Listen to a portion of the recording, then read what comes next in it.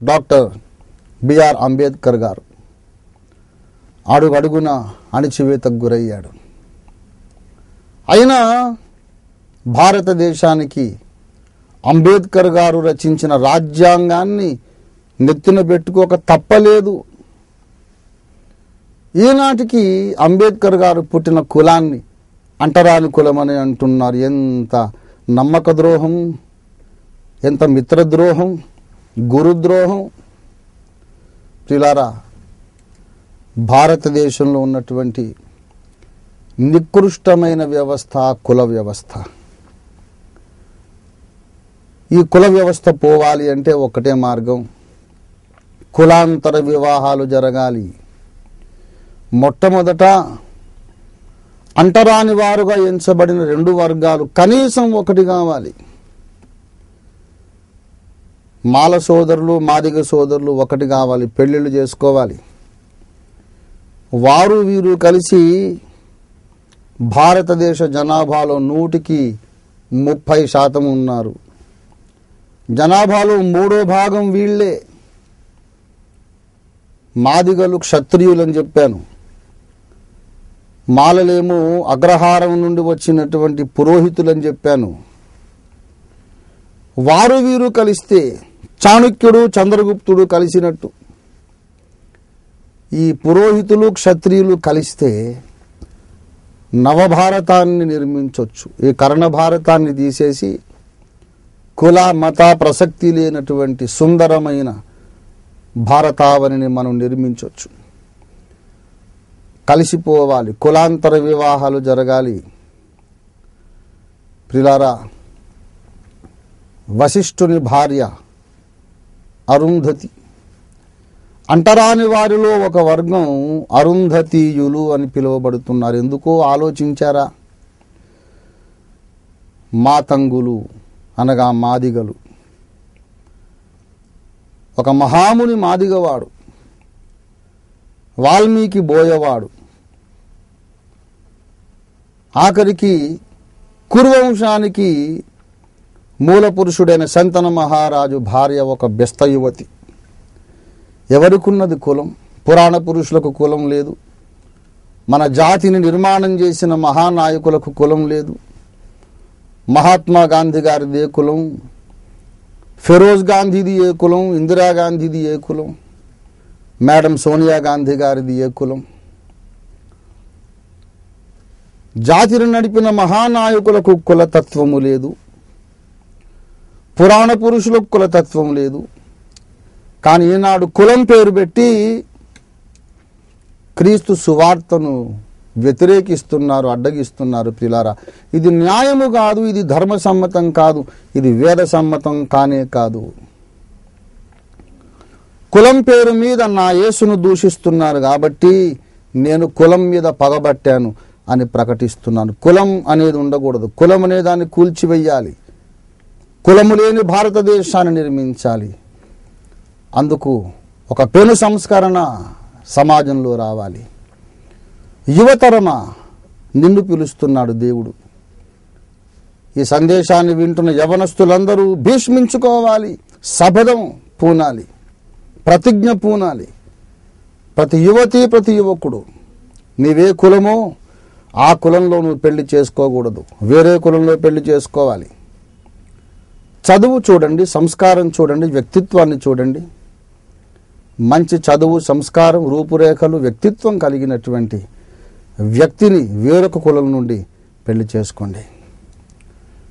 పుట్టబోయే పిల్లలకు కులం ఉండదు. భారతీయులం అనే ఒకే కులం కావాలి మనందరిది. అప్పుడే మన దేశం ప్రపంచంలో మకుటాయమానంగా శోభిల్లుతుంది.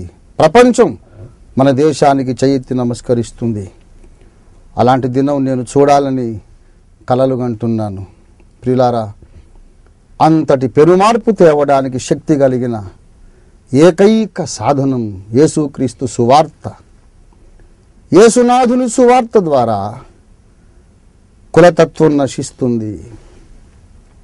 యేసునాథుని రక్తము చేత కడుగబడిన వారందరూ ఏక శరీరము అని బైబిల్ గ్రంథం సెలవిస్తూ ఉంది. ఎఫెసీ పత్రిక 2వ అధ్యాయం 14వ వచనంలో ఇలాగ వ్రాయబడింది, ఆయన మన సమాధానమయ్యుండి మీకును మాకును ఉండిన ద్వేషమును అనగా విధిరూపకమైన ఆజ్ఞలు గల ధర్మశాస్త్రమును తన శరీరమందు కొట్టివేయుట చేత మధ్యగోడను పడగొట్టి మన ఉభయులను ఏకము చేసెను.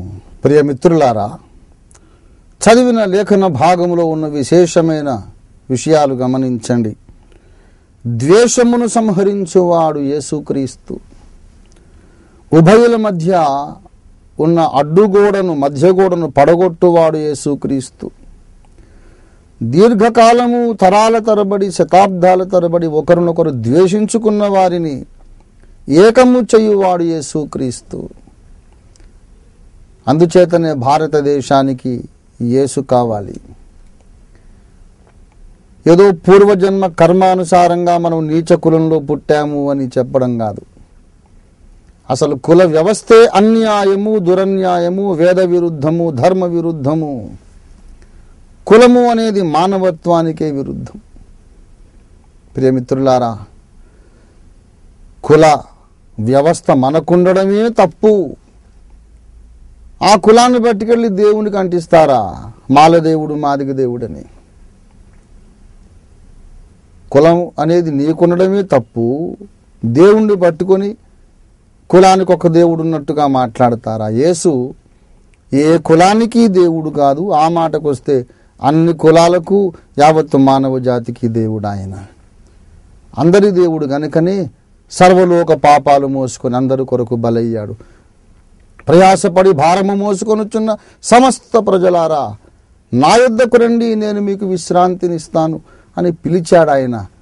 మత్తయి సువార్త 11వ అధ్యాయం 28వ వచనంలో. అందరి కోసం బలయ్యాడు, అందరినీ చేర పిలుస్తున్నాడు. యేసుకు కులం లేదు ప్రియులారా. మీరు పీల్చే గాలికి కులం లేదు. అలాగే ఆ పరమాత్ముని అవతారానికి కూడా కులం లేదు. నీది ఏ కులమైనా నీకు యేసు కావాలి. యేసు ఒక్కడే నీకు రక్షకుడు. ప్రభువైన యేసునందు విశ్వాసం ఉంచండి, అప్పుడు మీరు మీ ఇంటి వారు రక్షణ పొందుతారు. దేవుడు మీకు సహాయం చేయునుగాక, జ్ఞానోదయం మీకు కలుగునుగాక. ప్రార్థన చేసుకుందాం. ప్రేమ కలిగిన మా మహాపరిశుద్ధ తండ్రి, విన్న సందేశాన్ని మా అందరి హృదయాలలో ఫలింపజేసి కుల మత వివక్ష లేని ఏక కుటుంబముగా మా భారత జాతిని మీరు పునర్నిర్మాణము చేయమని, మా భారతీయులందరూ కూడా వేదవేద్యుడవైన నిన్ను గుర్తుబట్టి గ్రహించి రక్షణ పొందుటకు నీ పరిశుద్ధాత్మ వర్షాన్ని ముమ్మరంగా కుమ్మరించమని యేసు ప్రియ నామమున వేడుచున్నాము తండ్రి. Amen, amen. Addanki Ranjith Ophir గారి పరిచర్య బహుముఖమైనది. ఈ పరిచర్యను గూర్చి ఒక్కసారిగా పూర్తిగా చెప్పడం అసాధ్యమైన పని. వారి రచనలు ప్రపంచ క్రైస్తవ సాహిత్య చరిత్రలో ఓ సరికొత్త సువర్ణాధ్యాయాన్ని సృష్టించాయి. బైబిల్ కాలేజీలకు దూరంగా దేవుని సన్నిధిలో బాప్తిస్మమిచ్చి యోహానుల పరిశుద్ధాత్మ చేత తర్ఫీదు పొందిన ఆధునిక ప్రవక్తగా లక్షలాది మంది ఓఫిర్ గారిని గుర్తించారు. ఈ భూమి మీద వ్రాయబడిన ఏ ఇతర క్రైస్తవ గ్రంథంలో మనకు దొరకని విస్తారమైన సత్య సందేశం, సమాచారం మనకు ఓఫిర్ గారి రచనల్లో దొరుకుతుంది. ఓఫిర్ గారి గ్రంథాలు చదివి సంపూర్ణ సిద్ధిలోనికి సాగిపోవాలని మా ప్రియ ప్రేక్షకులందరినీ కోరుతూ ఉన్నాం. క్రీస్తు రెండవ రాకడ గురించి అనేక మంది భక్తులు ప్రసంగిస్తూ ఉండగా మనం వింటూ ఉంటాం. అయితే వాస్తవానికి క్రీస్తు ప్రభువు రాకడ ఎప్పుడు సంభవిస్తుంది, ఎలా సంభవిస్తుంది? మనం రాకడకు సిద్ధపడాలని అనేక మంది భక్తులు చెబుతున్నారు. అయితే రాకడకు సిద్ధపడటం అంటే ఏమిటి? మనం ఏ రీతిగా సిద్ధపడితే రాకడలో ఎత్తబడతాం? ఇత్యాది అనేక ప్రశ్నలకు పరిశుద్ధాత్మ సహాయంతో దైవజనులు జవాబిస్తూ రాసిన గ్రంథం యుగాంతం. పరిశుద్ధ గ్రంథం చదివే పరిశోధకులకు ఎదురయ్యే అనేక క్లిష్టమైన ప్రశ్నలకు దేవుడు యుగాంతం గ్రంథంలో జవాబులు రాయించాడు. యుగాంతం గ్రంథం అర్థం కాకపోతే మనకు ప్రకటన గ్రంథం అర్థం కాదు. ప్రకటన గ్రంథం అర్థం కాకపోతే బైబిల్లోని ఇతర 65 గ్రంథాలు మనకు అర్థం కావు. తప్పక చదవండి యుగాంతం.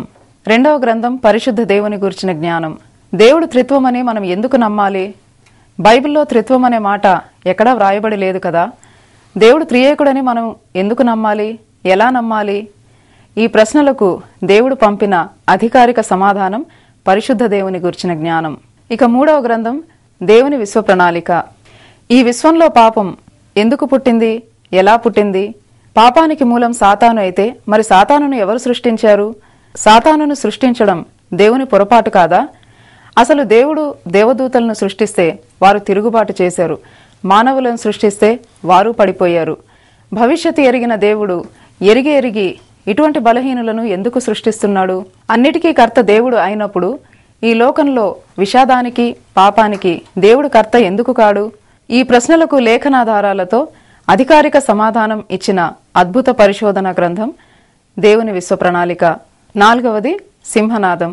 ప్రస్తుత క్రైస్తవ సమాజంలో ఉన్న అనేక బోధలను వాక్యకాంతిలో పరీక్షించి ఏది అసత్యం, ఏది సత్యం, ఏది అపోస్తలిక బోధ, ఏది మానవ కల్పిత బోధ అన్న విషయాన్ని కూలంకషంగా చర్చించి నిరూపించిన గ్రంథం సింహనాదం. 5వ గ్రంథం మహిమ ప్రపంచం, మరొక పరిశోధనాత్మక గ్రంథం. దేవుడు తన సంఘాన్ని పెండ్లి కుమార్తెగా ఎందుకు పిలిచాడు? క్రీస్తు తన సంఘాన్ని పెళ్లి చేసుకోవడం అంటే ఏమిటి? సంఘం ఎత్తబడ్డాక గొర్రెపిల్ల వివాహ మహోత్సవం తర్వాత ఏం జరుగుతుంది? నిత్యత్వంలో వధూ సంఘం ఏం చేస్తోంది? కొత్త భూమిలో, కొత్త ఆకాశంలో జీవవృక్షపు ఆకులు జనములను స్వస్థపరుస్తాయట. ఆ మహిమలోకంలో కూడా రోగాలు ఉంటాయా? క్రీస్తు, ఆయన సంఘం కలిసి చేసే కాపురం ఏమిటి? ఇత్యాది అనేక ప్రశ్నలకు పరిశుద్ధాత్మ దేవుడు ఇచ్చిన సమాధానం మహిమ ప్రపంచం. యూదా పత్రిక బైబిల్ గ్రంథంలోని అతి చిన్న గ్రంథాల్లో ఒకటి. కేవలం ఒకే పేజీ ఉన్న ఈ యూదా పత్రికపై 310 పేజీల అద్భుత వ్యాఖ్యానం పరిశుద్ధాత్మదేవుడు రాయించాడు. అదే పోరాడండి అనే గ్రంథం. ప్రస్తుత క్రైస్తవ సమాజంలో ఉన్న అనేక సమస్యలకు పరిష్కార మార్గం చూపించే గ్రంథం దేవుని గండ్రగొడ్డలి. ప్రభురాత్రి భోజన కార్యక్రమం యొక్క అర్థమేమిటి, అంతరార్థమేమిటి, పరమార్థమేమిటి? ప్రభురాత్రి భోజనం వల్ల కలిగే ఆశీర్వాదాలేంటి? అందులో పాలు పొందకపోవడం వల్ల కలిగే నష్టాలేమిటి? ఈ విషయంలో లేఖనమేమి చెబుతున్నదో మనకు స్పష్టంగా తెలియజేసే గ్రంథం ప్రభురాత్రి భోజన రహస్యం. పరిశుద్ధ గ్రంథాన్ని చదివే వారికి ఎదురయ్యే ఒక క్లిష్టమైన ప్రశ్న, దేవుడు యాకోబు ఏశావుల పట్ల వ్యవహరించిన తీరు. పిల్లలు ఇంకా పుట్టి మేలైనా కీడైనా చేయకముందు దేవుడు యాకోబును ప్రేమించాడు, ఏశావును ద్వేషించాడు. ఇది అధర్మం కాదా? అన్యాయం కాదా? పుట్టకముందే దేవుని చేత ద్వేషింపబడిన ఏశావు పుట్టిన తరువాత దేవునికి ఇష్టుడు ఎలా కాగలడు? ఇది అన్యాయం కాదా? ఈ గడ్డు ప్రశ్నకు పరిశుద్ధాత్మదేవుడు ఇచ్చిన సమాధానమే యాకోబు దేవుడు. దేవుని బిడ్డల పట్ల దేవుని చిత్తం ఏమిటి? దేవుని బిడ్డలు ఏం కోరుకోవాలి? యవన కాలంలో మరణించడం మంచిదా? వృద్ధాప్యంలో మరణించడం మంచిదా? దేవుని పిల్లలు మరణం పట్ల ఎలాంటి వైఖరి కలిగి ఉండాలి? జీవితం పట్ల ఎలాంటి వైఖరి కలిగి ఉండాలి? ఈ విషయంలో లేఖనమేమి చెబుతున్నది తెలుసుకోవాలనుకుంటున్నారా? తప్పకుండా చదవండి. దీర్ఘాయుష్మాన్ భవ. ఇకపోతే ఉజ్జీవం రావాలి, ఉజ్జీవం కావాలి అని అనేక మంది భక్తులు ప్రసంగిస్తూ ఉండగా మనం వింటూ ఉన్నాం. విశ్వాసులు కూడా ప్రార్థిస్తూ ఉన్నారు. అయితే ఉజ్జీవం ఎప్పుడు వస్తుంది? ఎలా వస్తుంది? అసలు ఉజ్జీవం అంటే ఏమిటి? ఈ విషయంలో అసలు వాస్తవం ఏమిటో తెలుసుకోవాలనుకుంటే చదవండి. ఉజ్జీవం అంటే కాకినాడ హిందూ జాగరణ సమితి వారు క్రైస్తవ సమాజాన్ని ఉద్దేశించి 61 ప్రశ్నలు లేవనెత్తి ఒక పుస్తకంగా ప్రచురించారు. వాటన్నిటికీ అసలు సిసలైన క్రీస్తు యేసు మనస్సుతో దైవజనులు ఓఫీర్ గారు ఇచ్చిన సమాధానం క్రైస్తవుడి సమాధానం అనే పుస్తకం పేరిట వెలువడింది. మన దేశంలో సువార్త ప్రకటించాలనుకున్న ప్రతి ఒక్కరూ తప్పకుండా చదివి తీరాల్సిన చిన్న పుస్తకం క్రైస్తవుడి సమాధానం. ఇది పుస్తకాల వ్యాపారం కాదు. ఈ పుస్తకాలు ఉచితమే. అయితే వీటి ప్రచురణ నిమిత్తం ప్రతి పాఠకుని నుండి కూడా మేము డొనేషన్ను అంటే విరాళాన్ని ఆశిస్తూ ఉన్నాం. వీటిని పొందగోరేవారు దయచేసి స్క్రీన్పై కనిపిస్తున్న మా నంబర్లను సంప్రదించండి. భారతదేశంలో, మన పొరుగు రాష్ట్రాల్లో, ఇతర ప్రాంతాల్లో క్రైస్తవుల మీద జరిగిన దాడులు, క్రైస్తవులు ఎదుర్కొన్న ఘోర హింసలు ప్రపంచాన్ని నిర్ఘాంతపోయేలా చేశాయి. ఈ నేపథ్యంలో క్రైస్తవ సమాజానికి కావలసిన ఆదరణను అందిస్తూ, అదే సమయంలో క్రైస్తవుల మీద, క్రీస్తు సువార్త మీద ఇతరులకు ఉన్న విద్వేషాన్ని తొలగిస్తూ, మత ఉద్రిక్తతలను తొలగిస్తూ తిరిగి సామరస్యపూర్వక వాతావరణాన్ని కలిగించడానికి దేవుడు తన దాసుడైన అపోస్తలుడు అద్దంకి రంజిత్ ఓఫీర్ గారి ద్వారా కొన్ని అద్భుత సందేశాలను ప్రవచింపచేశాడు. ప్రస్తుతం శ్రమలకు గురవుతున్న క్రైస్తవులు ఈ శ్రమల పట్ల, తమను శ్రమ పెడుతున్న వారి పట్ల ఎటువంటి వైఖరి అవలంబించాలి అన్న విషయాన్ని తెలియజేస్తూ అన్యులకు కూడా ప్రేమను చాటించిన అద్భుత సందేశం శ్రమలో క్రైస్తవ సంఘం. ఇతర మతానికి చెందిన కొందరు మతోన్మాదులు క్రైస్తవ మందిరాలను, గృహాలను తగులబెట్టారు. కొందరిని చంపేశారు. కొందరు క్రైస్తవ స్త్రీలను మానభంగం కూడా చేశారు. ఏ మతంలోనైనా భక్తి కలిగిన వారు ఇలా చేయగలరా అంటూ ఆలోచనను రేకెత్తించే అద్భుత సందేశం మతోన్మాదం భక్తి అవుతుందా? క్రైస్తవులు బలవంతంగా మత మార్పిళ్లు చేస్తున్నారని కొందరు మతోన్మాదులు ఆరోపణలు చేస్తున్నారు. ఈ ఆరోపణలో నిజమున్నదా అంటూ శల్య పరీక్ష చేసి నిజాన్ని నిగ్గు తేల్చిన సాహసోపేత ప్రసంగం బలవంతపు మత మార్పిళ్లు. వేదాలు మన దేశానికి అత్యంత ప్రాముఖ్యమైన పవిత్ర గ్రంథాలు. ఇది భారతీయులందరికీ తెలిసిన విషయమే. అయితే అసలు వేదాలు ఏం చెబుతున్నాయో ఎవరూ పట్టించుకోవడం లేదు. ఈనాడు క్రైస్తవులు చెబుతున్న సువార్త ఏనాడో వేదాలు చెప్పాయని నిరూపించిన అద్భుత సందేశం వేదాలు చెప్పిన సువార్త. ఒకే దేవుణ్ణి నమ్మాలని, మోక్షానికి మార్గం ఒక్కడేనని క్రైస్తవులు చెబుతున్న సువార్త చాలా మందికి నచ్చడం లేదు. ఇంతకు ఈ విషయంలో వేదాలు ఏం చెబుతున్నాయి? వేదాలు కూడా ఒక్క దేవుడే ఉండాలని చెబుతున్నాయని నిరూపించిన సందేశం ఏకేశ్వరుడు. ఎన్ని నిరూపణలు చూపినా మన దేశంలో అనేకులు సత్యదేవుణ్ణి నమ్మకపోవడానికి కారణం ఏమిటి అంటూ సమాజాన్ని విశ్లేషించిన విప్లవాత్మక సందేశం సత్యానికి అసలైన అడ్డుగోడ. వేదాల వంటి అద్భుత గ్రంథాలు, మహోన్నత సంస్కృతి సాంప్రదాయం కలిగిన మనం విదేశాల్లో పుట్టిన దేవుణ్ణి ఎందుకు నమ్మాలి? యేసు కొత్త దేవుడు కాదు, మన వేద ఋషులు ఎరిగిన పాత దేవుడని నిరూపించిన అద్భుత సందేశం కొత్త దేవుడు మనకెందుకు? యేసే రక్షకుడని నిరూపించడానికి మాటిమాటికి వేదాలు ఎత్తి చూపుతున్న క్రైస్తవులు మరి వేదాల్లోని ఇతర దేవుళ్లను ఎందుకు నమ్మరు? ఇది క్రైస్తవుల అవకాశవాదం కాదా అన్న ప్రశ్నకు సమాధానం క్రైస్తవులది అవకాశవాదమా? ఈ డివిడీలను పొందగోరేవారు దయచేసి స్క్రీన్ పై కనిపిస్తున్న నంబర్లను సంప్రదించండి. కాలంలో దేవుడు పంపిన అపోస్తలుడు అద్దంకి రంజిత్ ఓఫిర్ గారు తన ఆధ్యాత్మిక జీవిత యాత్రలో దేవునితో నడిచినప్పుడు వారికి కలిగిన అనుభవాలు, అనుభూతులు, దేవుడు నేర్పిన పాఠాలను వారు అక్షరబద్ధం చేసి, స్వరబద్ధం చేసి గానం చేశారు. ఈ పాటల సీడీలు 5 వాల్యూమ్స్ ఇప్పుడు మీకు అందుబాటులో ఉన్నాయి. వీటిని పొందగోరేవారు దయచేసి మా ఆఫీస్ను సంప్రదించండి. మా చిరునామా ఓఫిర్ మినిస్ట్రీస్, LIG 86/1, 3వ phase, KPHP colony, Kukatpally, Hyderabad 500072. మా ఫోన్ నంబర్స్ 9908773008, 9177092230. మా వెబ్సైట్ www.ofirministries.org. మా ఇమెయిల్ satyvedasaram@ofirministries.org.